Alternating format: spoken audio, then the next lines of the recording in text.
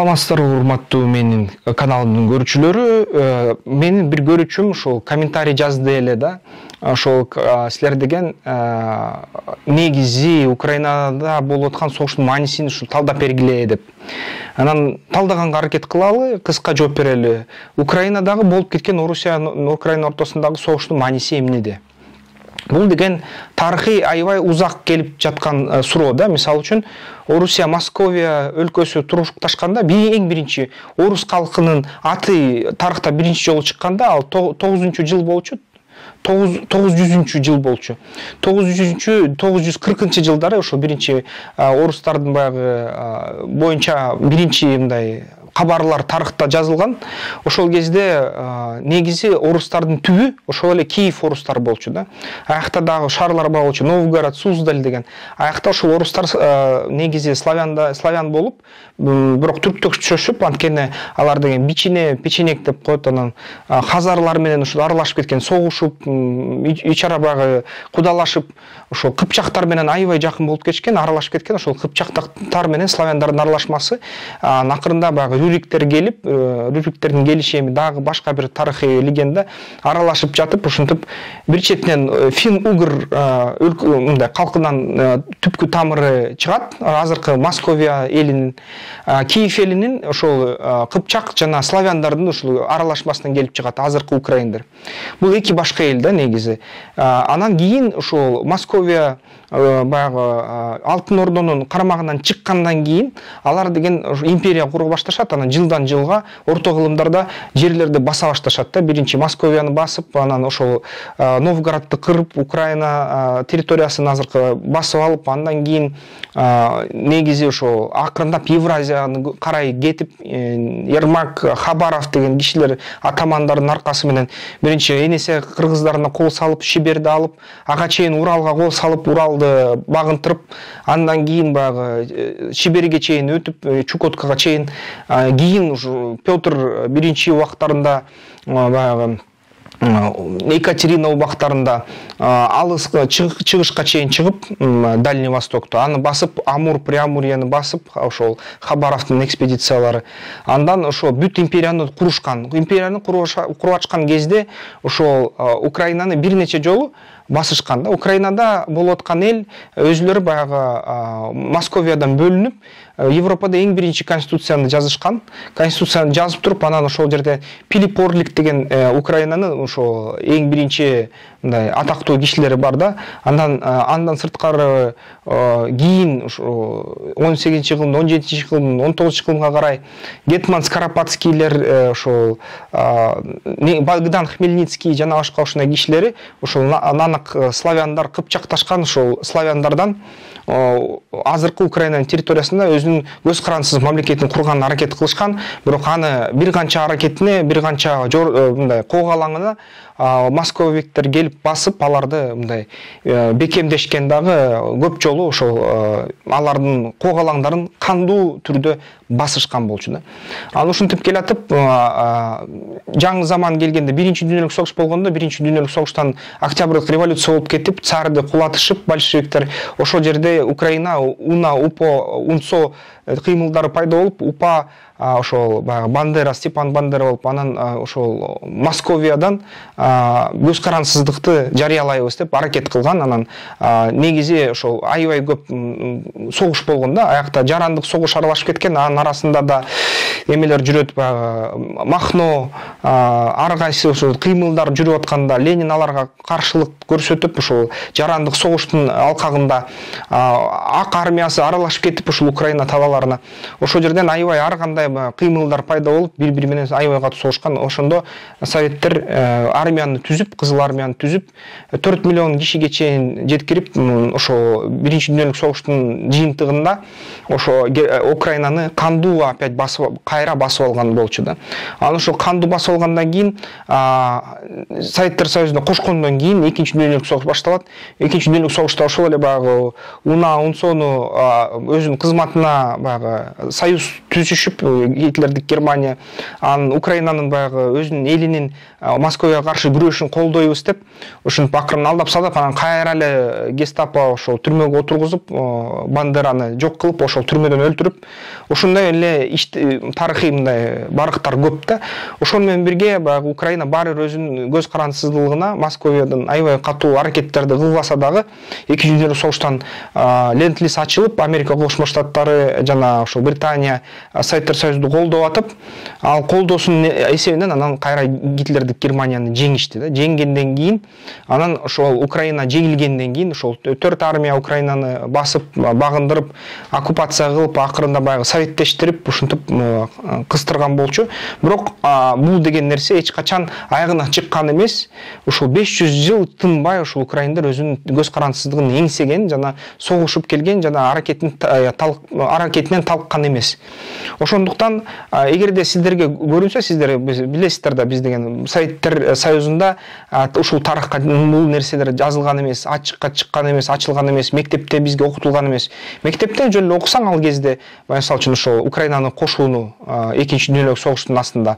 Аякта айтат, жарандык согуш болгон, анан ар кандай түстөгү тала командирлер пайда болгон, Махно, Петлюра жана башка, анан ошолор басмачтарда эле баягы кара пиар менен жабынган да Советтер Союзунун тарыхында. Ал болсо андай эмес, ал болсо чын эле Украина эли эч качан мындай багынбай, дайыма өзүнүн көз карандысыздыгы үчүн согушуп жүргөн эле мындай эл да.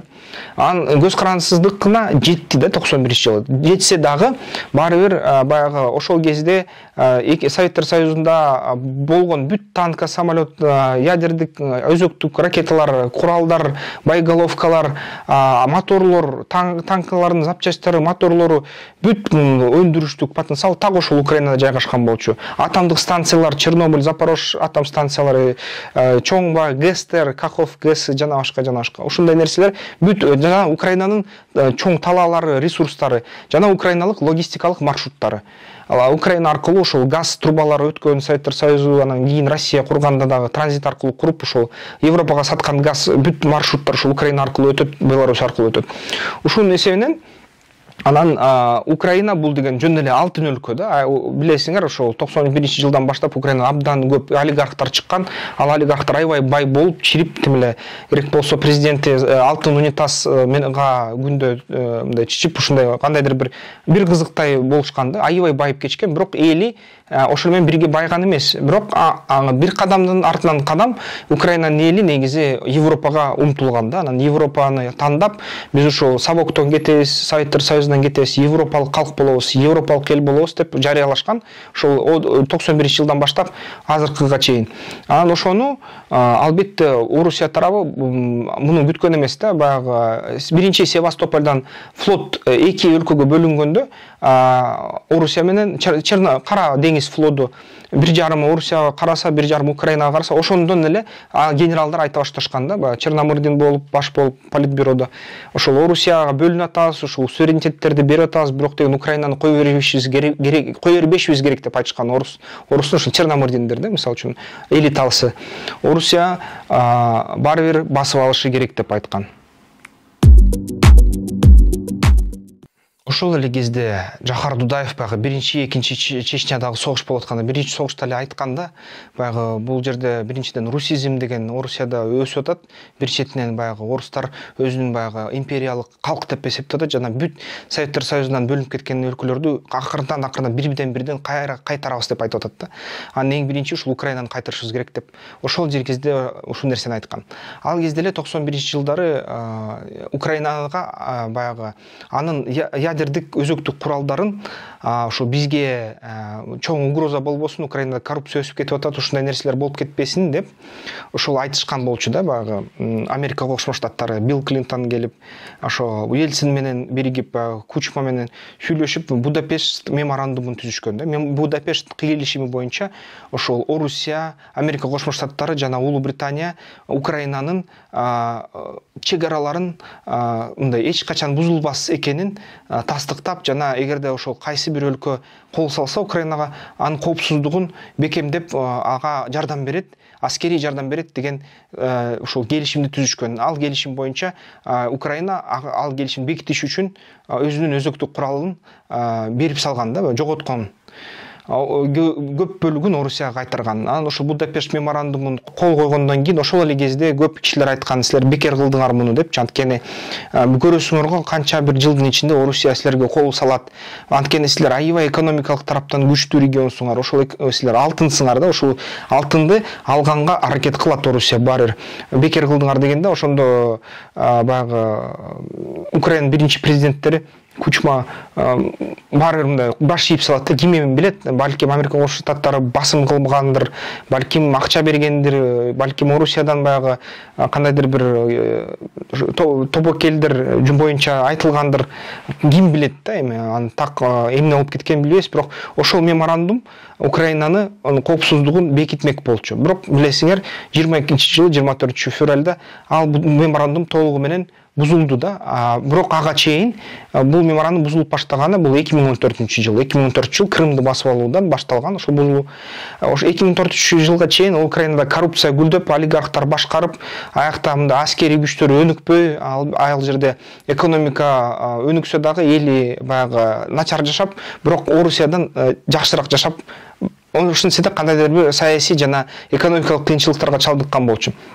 Ал эми 14-жылы биринчи Орусия кол салып Крымда басып алгандан кийин Украина биринчи жолу эли жалпы эли согушка даярдана баштады да, түшүнүштү да, ошол согуш болорун.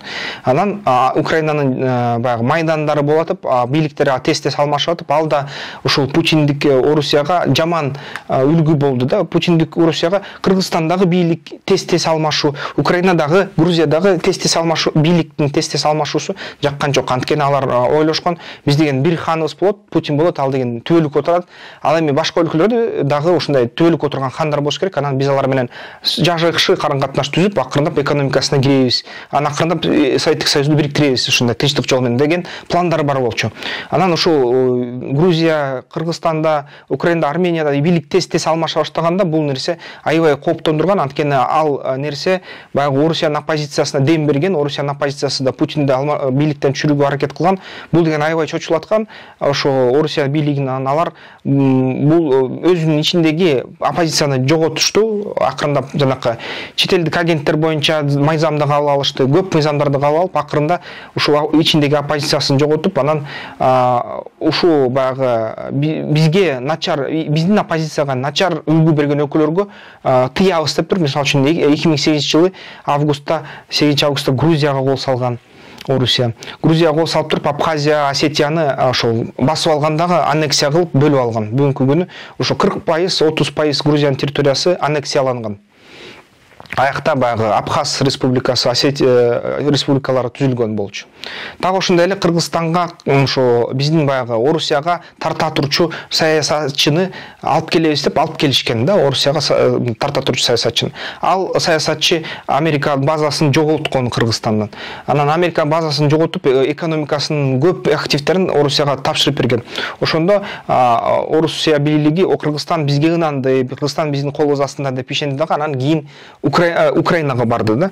Украинага барып туруп, анан албетте баягы Молдовага да аракет кылган, Приднестровьеге, Арменияга да, Карабах менен баягы Азербайжанга мындай кандай аракет кылган. Бирок Арменияда Азербайжанды өз канатына Түркия алып алды дагы. Азербайжан башкача мындай чоң ийгиликтер жарата баштады, аскерий ийгиликтер жаратып, ушул Арменияны жеңип, өзүнүн кызыкчылыгын коргой алды да. Ошону көрүп, ошону менен бирге баягы Приднестровьеда кичине алысыраак болуп калды да. Орусиядан ошон үчүн Приднестровьедагы коркунучту Орусия кармап турат, бирок түзмө-түз көбүрөөк мындай басым кыла албай калды. Анткени ортосунда Украина турат да. Белоруссияны ынандырды толугу менен. Белоруссия толук Орусия менен түзгөн келишим боюнча бул Орусиянын бир бөлүгү болуп эсептесе болот. Анан Украинаны ошол келтирген баштаганда, ошол 14-жылдан баштап Крымды алганда, Донбасс, Лугансты алганда украиналык калкы аябай катуу согушка даярдана баштады. Америка Кошмо Штаттарынын астына киребиз дешти, НАТОго суранышты, Евросоюзга суранышты, жана ошол толугу менен ошо Европанын карамагына өткөнгө, НАТОнун карамагына өткөнгө аракет кылып атышты. Ошол нерсе Орусияга жок. Андан сырткары дагы Орусия атайын агенттик ишти алып барып, ошол Путиндин баягы кудасы Медведчукту ага олигарх, Украинадагы олигархка Путиндин баягы буйругу менен 5 миллиард долларга чейин акча берилди. Ал 5 миллиард ошол акча ага келип, Медведчук ошол Украинанын ичинде агентурдук мындай кандайдыр бир катмарларды түздү. Ал агентурдук катмарлар ошол Орусияга өтөбүз, Орусияга кайрылабыз, биз деген Совет Союз курабыз, Донбасс, Луганск бул Орусия, Крым бул Орусия, Украина Львовко чейин барабыз. Львов менен баягы Киевдин ортосуна чек ара коебуз, там коебуз, анан ошол Киев Орусияга өтөт, Львовду анан кырабыз деген ушундай кандайдыр бир урандар менен сүйлөшүп, анан Украинаны бөлгөнгө аракет кылышкан да. Анан бирок эң кызыктуусу баягы Медведчуктун кол астындагы иштегендер, Сурков деген киши бар, алар деген ушул акчаны жеп алыптыр дейт да. Жеп алыптыр жана чыныгы баягы Путиндин бийлигине айтышыптыр, ГРУга, разведкага, келсеңер эле силерди украиндер гүл менен тосуп алат, келсеңер эле силерди кабыл алат, силер деген ушу толугу баягы силерге багынып берет, украиндер силердики деп айтыптыр да. Анан ошого ынанган, ошого ишенген Путин баягы 24 февралда 22-жылы аскерлерди киргизет. Аскерлерди киргизгенде көрсө баягы акчаны жешиптир дагы, агентураны чынылыгы даярдашпаптыр да. Агентура даяр эмес болуп калат. Гүлдөрдүн ордуна Америкадан буга чейин алынган Джавелиндерди жана ушул Британиядан алынган Энлау деген баягы танктарды талкалоочу системаларды украиндер көтөрүп алып, бүт ушул жеңил кирген баягы согушпайбыз, жөн эле басып алабыз, 3 күндүн ичинде бүт Украинаны басып алабыз деген аскерлердин баарын өрттөй башташат да. Мына ушул жерден чоң просчет болгон да. Путиндин баягы докладдары боюнча, маалыматы боюнча Украинага туруштук бере алмак эмес, багынып бермек. Бирок ал расчеттор туура эмес болуп калыптыр да. Көрсө баягы жылдар бою Путинге маалыматтык вакуумду куруп, ага туура эмес маалыматты ушул разведкасы дагы берип аттыр, баягы анын дагы кудасы ушул туура эмес маалымат берип аттыр да. Ой, келесиңер силерди гүлдөр менен тосуп алат деген сөз болгон да. А көрсө гүлдөр менен тоскон эч ким жок. Украиндер да өзү ишенген жок өзүнө. Алар биринчи ошол согуш күндөрү ойлошкон экен да, бизди басып алат, эми өлсөк өлөлү, эми канча мүмкүнчүлүк болсо ошончо туруштук берели деп тероборонасын түзүп, акырындап ошол теробороначыларга курал таратып, 1-2 күн мурда согушка чейин ошол ок-дарыларды берип, батыш өлкөлөрдөн жардам сурап ушинтип турушкан. Батыш өлкөлөр өзүнүн баягы 1 ай мурда, 2 жума мурда согушка чейин, ошол чоң согушка чейин 2020-жылы өзүнүн посольстволорун чакырып алышат, чыгарышат да Украинадан. Анан тиги украиналыктар айтса жардам бергилечи, НАТО киргизгилечи, НАТО өлкөлөрүнүн баягы аскерлерин бергилечи десе, ошондо айтышат да, кечиргиле, аман болгула, 3 күн калды, аман болгула, баягы асма өлсөңөр ошол жаныңар тынсын деп чыгып кетишкен да батыш өлкө дипломаттары. Украиндер анда биз жалгыз калдык, анда бизге эч ким жардам бербейт экен, анда болсо өлсөк бир өлөлү деп аябай катуу мындай маанайда алар туруштук бере баштайт. Кандай сюрприз, кандай күтүлбөгөн нерсе, бул туруштук көрсө аябай катуу болот экен да. Анан ошол катуу туруштугун нерсени бүгүнкүгө чейин Украина туруштук берип, армиянын санын көбөйтүп, анан алар Украинанын жеңгендерин көрүп, баягы батыш өлкөлөр ой тургула, бул деген Украина туруштук бере алат экен, жеңе алат экен, анда курал берели деп куралдарды бере башташат да. Украина үчүн, Советтер Союзу үчүн экинчи дүйнөлүк согушта ленд-лиз ачкандай эле Украина үчүн ленд-лиз ачты. Ленд-лиз деген эмне? Бул деген бүт курал бекер берилет да. Эгерде ал курал мисалы үчүн согуш майданында жарылса, күйсө, анда ал куралга Украина төлөбөйт. Советтер Союзунда ошол биринчи ленд-лизде, экинчи дүйнөлүк согушта ошондой эле шарт менен курал, жарак, ок-дары, танка, самолетторду алган да Америка Кошмо Штаттарынан. Азыр так ошондой эле Украина болуп атат. Эгерде баягы кайсы куралдар калса Украинада, анда ошого төлөш керек болот. Эгерде согуш талаада өрттөнүп кетсе, анда төлөбөш керек болот. Ушундай мыйзам да ленд-лиз. Анан Америка Кошмо Штаттары ошол жеңил БМПлерге, Брэдлилерге, ок-дарыларга жана снаряддарга чексиз unlimited деп койду да, чексиз жардам берүүгө убадасын берип, азыр снаряддарын токтотпой берип жатат да Украинага. Көлөмү азайды деп атат, баягы контрнаступлениянын азайган, Харьков менен Херсонду алгандан кийин. Азыр болсо кайра ошол акыркы 11-июлда болгон НАТО саммитинин аркасы менен кайра көп бере баштады да снаряддарды. Ошентип Украина согушу ушинтип уланып келатат. Эми баягы кыска суроо барбы? Кыска жооп берейинби? Эмнеге негизи ушул согуш болуп кетти? Эң кыска жооп жөнөкөй. Украинадагы өтүп аткан газ транзитинин баасы бүгүнкү күнү газ менен кошо 11 триллион доллар да, 11 триллион доллар алып келе турган нерсе. Эгерде ушул логистиканы колдонсо, Украинаны басып алса Орусиянын экономикасы бүгүн жылдык 1 триллион доллар. Украинанын транзиттик күчү менен жана ал транзиттик күчүн толук кандуу колдонуп туруп углеводороддорду сатса, негизи анын потенциалы 12-11 триллион доллардын тегерегинде. 11 триллион доллардын негизи мындай жылдык кире турган мындай акчасы 15 миллиард доллардын тегерегинде болуп аткан да. Ошол 15 миллиард доллардын тегерегинде жыл сайын келип аткан акча Украинадан эле түшүп турган транзиттен эле. Транзит аркылуу баягы газ саткандан эле. Бул нерсе абдан маанилүү да. Ошон үчүн Орусиянын баягы Украинага киргени себеби ушул да. Анткени экономикалык өнүгүш үчүн, экономикалык жана өзүнүн оборонкасын өнүктүрүш үчүн Украинанын заводдору керек. Украинанын Запорождук АЭС атомдук электростанциялары керек. Кахов ГЭС керек. Нан кылган эгин талаалары керек. Украина бүгүнкү күнү кээ бир жылдары 25% дүйнө нанын камсыздандырган Украина болчу да. Ошону бүгүнкү күнү ошол 6%дан 11%га чейин камсыздандырат. Анын көп ошол камсыздандыруучу эгиндин негизи керектөөчүлөрү бул Африка өлкөлөрү. Украинанын эгини барбай калса, Африкада ачылык башталат. Ошон үчүн нан десең нан, танка десең танка жасап берет Украина эли.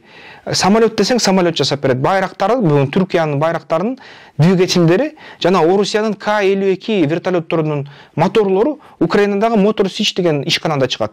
Жакында Мотор Сичтин ишкананын башчысын Украина атайын кызматы мындай арестке алды да, арестке алып туруп түрмөгө салды. Анткени согуш болуп аткан кезде дагы ал деген ошол К-52нин моторлорун Орусияга жеткиргенге үлгүрүптүр да, сатканы үлгүрүптүр. Бул нерсе Украина эли менен чыккынчылык катары кабыл алынды. Жаңы технология десең жаңы технология, күн батарея десең күн батарея, эли таланттуу да Украинанын. Украинадагы потенциал аябай чоң. Ошон үчүн ошол элди алыш үчүн, ошол экономикалык потенциалды алыш үчүн Орусия согуш баштады. Себеби мааниси ошондо да. Акча, өлкөнүн өсүшү, таланттуу элди башкаруу, ушундай экономикалык өнүгүүнү камсыздандыруу, ушул максаттарында бул согуш башталды. Эгерде андай себеп болбосо, эгерде Украина өзү кедей болсо, эч кандай акча алып келбесе, керексиз болсо, эч ким аны басып алганга да кызыктар эмес болмок. Бүгүнкү күнү Украинада көп контракттарды ушул Bechtel, BlackRock деген компаниялар алып атат. Бул деген 30 жылдын ичинде тез өсүп кеткен, 18 жылдын ичинде тез өсүп кеткен дүйнөлүк ошол активдерди, кыймылсыз мүлктү жана деривативдерди башкаруучу укмуш күчтүү компаниялар. Бул компаниялар эми бүгүнкү күнү эгерде Орусия жеңилсе, болбосо согуш токтотулса, Украинанын ошол бүт өнөр жайын, кыймылсыз мүлктөрүн, финансылык активдерин башкара турган компания болду. Ал башкарса, Украинаны укмуштай гүлдөгөн өлкөгө айлантат. Албетте башка бир критиктер айтат да, мындай серепчилер. Бирок булар деген Украинанын байлыгын колуна кармап алып атпайбы? Анан Украина активдеринен түшкөн пайданы өзүнүн чөнтөгүнө салган атпайбы деп айтат. Бул да туура да. Бул деген Украинанын согушка жардам алган үчүн төлөгөн баасы да. Бул ушундай болуп кетет эми. Бирок согуш бүткөндөн кийин Украина азыркы чегарасында калабы же 91-чегарасына чейин жетеби жакында. Кандай гана болбосун, Украина аябай гүлдөгөн өлкө болот да.